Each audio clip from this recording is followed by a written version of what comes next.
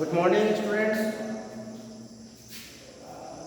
सबसे पहले तो आप लोग अपना अटेंडेंस बनाएंगे मैसेज बॉक्स में जाके।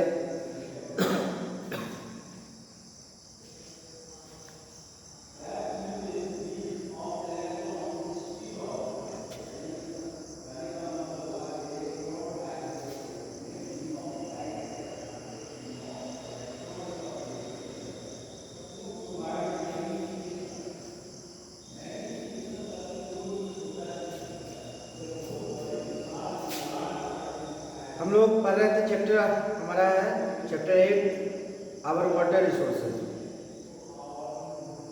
जिसके बारे में मैंने बात की थी। मैंने आपको बताया था कि वाटर रिसोर्स यानी जो जल संसाधन है वो कितना महत्वपूर्ण है लिविंग थिंग्स के लिए और क्या क्या उसकी यूजेज हैं, इसके बारे में हम लोगों ने बात की थी। डोमेस्टिक यूज और साथ ही साथ इरिगेशन के लिए जो है वाटर का इस्तेमाल किया जाता है और जो मेन सोर्स है वो रेन है। उसके अलावा भी कई सारे सोर्स हैं वाटर के। हम लोग आज डैम्स एंड मल्टीपर्पस प्रोजेक्ट के बारे में हम लोग जानेंगे कि डैम्स क्या है और मल्टीपर्पस प्रोजेक्ट किसे कहते हैं, है ना। डैम्स यानी नदियों के ऊपर जो है नदियों पे जो है बांध बनाए जाते हैं, है ना। और इसका इस्तेमाल जो है कई कार्यों के लिए कई कामों के लिए किया जाता है, इसलिए इसको मल्टीपर्पस प्रोजेक्ट भी कहा जाता है। इसका निर्माण होता है पानी उपलब्ध, इसके तहत जो है पानी उपलब्ध कराया जाता है जिससे हम सिंचाई कर सके अपने फसलों को, और भी कई तरह के उपयोग में इस पानी को लाए जाते हैं इस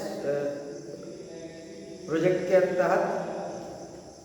to reduce our dependence on rain several irrigation projects have been undertaken by the government. वर्षा के ऊपर हम पूरी तरह से निर्भर ना रहें उसके पानी के ऊपर, इसलिए गवर्नमेंट के द्वारा कई सारे इरिगेशन प्रोजेक्ट जो है चलाए गए हैं और इस प्रोजेक्ट के तहत जो है लोगों को खासकर फार्मर्स को जो है पानी उपलब्ध कराया जाता है। Dams are built across rivers, नदियों पर बांध बनाए जाते हैं, डैम बनाए जाते हैं। डैम क्या है? A dam is a concrete structure built across the river to check the flow of water. Concrete का स्ट्रक्चर बनाया जाता है नदियों पर, है ना, ताकि वाटर के फ्लो को चेक किया जा सके। A huge lake is created behind the dam, और इसके डैम के पीछे जो है एक बड़ा लेक का निर्माण किया जाता है। The water from these lakes can be diverted to the canals for irrigation, और इस पानी को डाइवर्ट कर दिया जाता है कैनल्स में, है ना, और उसी पानी का इस्तेमाल जो है सिंचाई के लिए फार्मर्स के द्वारा किया जाता है। डैम्स हेल्प इन स्टोरेज, जब नदी के ऊपर बांध दिया जाता है तो पानी को रोका जाता है। पानी को रोकने के लिए कार्य किया जाता है, स्टोर किया जाता है पानी को डैम का निर्माण करके, है ना। चेकिंग फ्लड्स, क्या क्या यूज है डैम का? Storing water, checking floods and generating hydro electricity. Dam जो नदियों पे बनाए जाते हैं, कंक्रीट के जो है स्ट्रक्चर होते हैं, बांध होते हैं, उसको नदियों पे बनाए जाते हैं और जिससे पानी नदी का जो पानी है उसको स्टोर किया जाता है, रोका जाता है, फ्लड्स को चेक किया जाता है और साथ ही साथ बिजली का उत्पादन किया जाता है, इलेक्ट्रिसिटी का उत्पादन किया जाता है। जिस इलेक्ट्रिसिटी, चूँकि यह इलेक्ट्रिसिटी पानी से तैयार होता है ना, पानी से तैयार होता है, इसीलिए इसका नाम जो है हाइड्रो इलेक्ट्रिसिटी होता है, हाइड्रो इलेक्ट्रिसिटी, क्योंकि यह पानी से तैयार किया जाता है, वाटर से तैयार किया जाता है, इसलिए इसको हाइड्रो इलेक्ट्रिसिटी कहते हैं। ठीक है। वाटर में हाइड्रोजन और ऑक्सीजन पाए जाते हैं और हाइड्रोजन की वजह से जो है इसको हाइड्रो इलेक्ट्रिसिटी नाम दिया गया। ठीक है। Some of the important multi-purpose projects of India are बहुत सारे मल्टीपर्पज़ प्रोजेक्ट है भारत के अंदर, भारत में, जिसमें आपका वाकरा नांगल डैम पंजाब में, दामोदर वैली प्रोजेक्ट झारखंड में, है ना, Nagarjuna Sagar dam Andhra Pradesh, Farakka barrage West Bengal, Kosi project Bihar में, Tungabhadra project in Andhra Pradesh, Chambal valley project in Madhya Pradesh and Hirakud dam in Odisha. These are the multipurpose project, है ना। ये मल्टीपर्पज़ प्रोजेक्ट है, यानी कि ये डैम विभिन्न नदियों के ऊपर ये डैम बनाए गए हैं और जिसका इस्तेमाल कई तरह के कार्यों के लिए किया जाता है, इसीलिए इनको मल्टीपर्पज़ प्रोजेक्ट कहा जाता है या कहा गया है। अब पानी से बिजली आपने शायद सुना होगा या नहीं भी सुना है। वाटर से बिजली तैयार की जाती है, इसलिए इसको हाइड्रो इलेक्ट्रिसिटी कहा जाता है ना।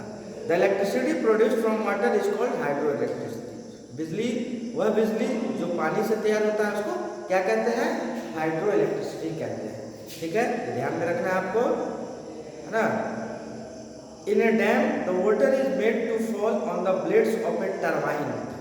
ठीक है, मशीन लगी होती है, टरबाइन लगा होता है, which begins to move with the force of the water. और पानी का जो बहाव है, फोर्स है, उससे वह मूव करता है ना। There are number of turbines which are connected with generators, और बहुत सारे टरबाइन जो है जनरेटर से कनेक्टेड होते हैं, है ना। The moving turbines start the generator, और ये टरबाइन जो है ये घूमते हैं, जनरेटर को स्टार्ट करते हैं।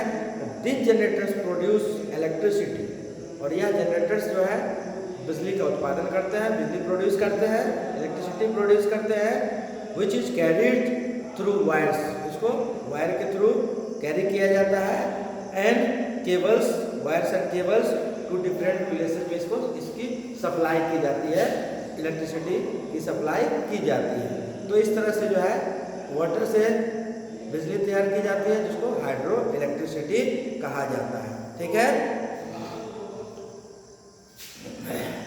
तो हम लोगों ने देखा कि कैसे नदियों पे बांध बना के, डैम बना के, है ना, और इसको जो है वाटर को रोका जाता है, स्टोर किया जाता है, फ्लड्स को चेक किया जाता है ना, एंड जनरेटिंग हाइड्रो इलेक्ट्रिसिटी, बिजली का उत्पादन किया जाता है। ठीक है, कई सारे प्रोजेक्ट के नाम आपको बताएं, मल्टीपर्पज़ प्रोजेक्ट, इसमें Bhakra Nangal dam, Damodar valley project, अलग अलग रीजन में, इंडिया के अलग अलग क्षेत्रों में अलग अलग नदियों पर जो है अलग अलग नामों से ये डैम बनाए गए हैं। ये मल्टीपर्पज़ प्रोजेक्ट इनको कहा जाता है। इस तरह से जो है सिंचाई के लिए पानी उपलब्ध कराया जाता है, साथ ही साथ बिजली भी तैयार की जाती है। ठीक है,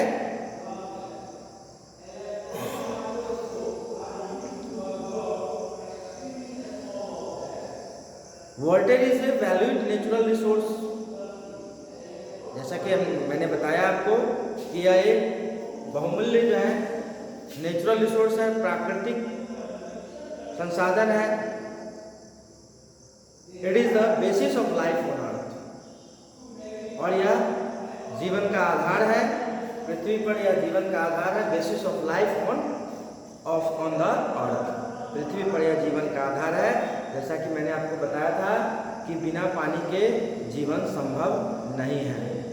ठीक है, however water from open source is getting polluted due to disposal of industrial waste and domestic garbage. अब पानी हमारे लिए बहुत जरूरी है ना, अत्यंत आवश्यक है, जीवन का आधार है। बिना पानी के, बिना भोजन के हम जीवन की कल्पना नहीं कर सकते। तो इस पानी को, जो वाटर ओपन सोर्स है, जो खुला सोर्स है, खुला स्रोत है पानी का, वह पोल्यूटेड हो गया, प्रदूषित हो गया ड्यू टू ह्यूमन एक्टिविटीज, है ना। ड्यू टू ह्यूमन एक्टिविटीज उसको पोल्यूट कर दिया गया है, due to disposal of industrial waste and domestic garbage. जो वाटर बॉडीज है उसमें इंडस्ट्री का जो है, जो गंदा पानी या जो वेस्ट मटेरियल से जाके उसमें मिल जाता है, जिससे वह पानी दूषित हो जाता है, पोल्यूट हो जाता है ना। साथ ही साथ हम अपने घर के कचरे जो है उसमें जाके फेंक देते हैं, उसके बाद जानवरों को नहलाया जाता है, बहुत सारे गंदगी जो है उसमें डाल के उसको पोल्यूट किया जाता है ना। तो इस तरह से धीरे धीरे जो है जो वाटर बॉडीज है उसको वो पोल्यूट हो रहा है, यानी कि प्रदूषित हो रहा है ना। और जो एक समय ऐसा आएगा कि हम लोगों को पानी जो है मिलना जो है बहुत मुश्किल हो जाएगा। हमारे यानी मानव के क्रियाकलापों के द्वारा जो है पानी को दूषित किया जा रहा है, जिसकी वजह से आने वाले समय में पानी मिलना मुश्किल हो जाएगा। इस चीज़ का ध्यान रखना अत्यंत जरूरी है कि हम अपने वाटर बॉडी जो भी आसपास के जो वाटर बॉडी हैं उसको पोल्यूट ना करें, गंदा ना करें, प्रदूषित ना करें। इस चीज़ का ध्यान रखना है। और responsible citizen of India it is our duty to keep rivers clean. आपने सुना होगा कि गंगा जिसके पानी को लोगों के द्वारा प्रदूषित कर दिया गया है, उसको सफाई के लिए सरकार ने प्रोजेक्ट चलाया है, नमामि गंगे करके प्रोजेक्ट चलाया है, जिसके तहत गंगा नदी की सफाई की योजना उसमें बनाई गई, जिसके तहत नदी की गंदगी को साफ किया जा रहा है ना। और ये अत्यंत जरूरी है ना। तो एक जिम्मेदार नागरिक यानी एक रिस्पॉन्सिबल सिटीजन का ये कर्तव्य है कि हम सब रिस्पॉन्सिबल सिटीजन यानी हम सब का ये कर्तव्य है कि हम अपने नदियों को, अपने तालाबों को साफ रखें। We should not throw domestic और industrial waste in the water. We should not bath और wash clothes on the river banks. Our government has initiated various projects to supply clean water to all the people. They are cleaning the rivers so that drinking water is not polluted. जो नदियों के पानी है, नदियों का जो पानी है उसको क्लीन करके, प्योर करके जो है सप्लाई किया जाता है, जो हमारे पीने के काम आता है। और हम उसी वाटर बॉडीज को जो है उन्हीं नदियों के पानी को गंदा कर देते हैं। तो मैंने जैसा आपको बताया कि एक समय ऐसा आएगा कि हमें पीने के लिए पानी नहीं मिल पाएगा, और मिलेगा भी तो बहुत कम मात्रा में मिल पाएगा। तो हम सबका यह कर्तव्य है कि हम अपने नदियों को, अपने तालाबों को, जो भी वाटर बॉडी है उसको साफ रखें, स्वच्छ रखें, है ना। गवर्नमेंट का प्रयास जारी है नदियों को साफ करने में, है ना, उसकी सुंदरता को बनाए रखने में, उसकी शुद्धता को बनाए रखने में गवर्नमेंट का प्रयास जारी है। गवर्नमेंट का प्लान काम कर रहा है ना। प्लानिंग के तहत जो है काम किया जा रहा है गंगा की सफाई के लिए।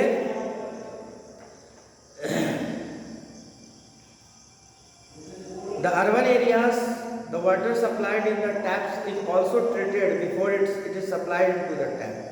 शहरी क्षेत्र, अर्बन एरिया यानी शहरी क्षेत्रों में जो वाटर सप्लाई किया जाता है, नदियों के पानी को सप्लाई किया जाता है, उससे पहले उसको ट्रीट किया जाता है, यानी इसको प्रोसेस के द्वारा क्लीन किया जाता है, प्योर किया जाता है, फिर उसको सप्लाई किया जाता है। The impurities of water are removed, उसकी अशुद्धता है उसको हटा दिया जाता है। And the water is treated in big water treatment plant होता है, वाटर ट्रीटमेंट प्लांट, जिसमें उसको पानी की शुद्धता, पानी को शुद्ध किया जाता है, पीने लायक बनाया जाता है वाटर ट्रीटमेंट प्लांट में, और फिर जो है सप्लाई किया जाता है। Certain chemicals such as chlorine, पानी के अंदर के कीटाणु को, जर्म्स को मारने के लिए क्लोरीन का इस्तेमाल किया जाता है ना। और फिल्टर किया जाता है पानी को in order to make it safe for drinking purposes, और इसको पीने के लायक बनाया जाता है। ठीक है।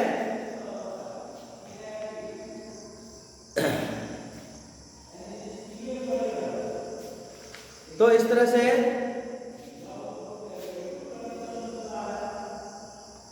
हम लोगों ने देखा कि हमें, हम सबको, हम सभी नागरिकों, जो भी नागरिक हैं भारत के, उनको ये देखना होगा कि हमारे जो वाटर बॉडीज हैं जिससे हमें पानी प्राप्त होता है पीने के लिए, सिंचाई के लिए और अन्य पर्पस के लिए, उसको हम अशुद्ध ना करें, गंदा ना करें, है ना।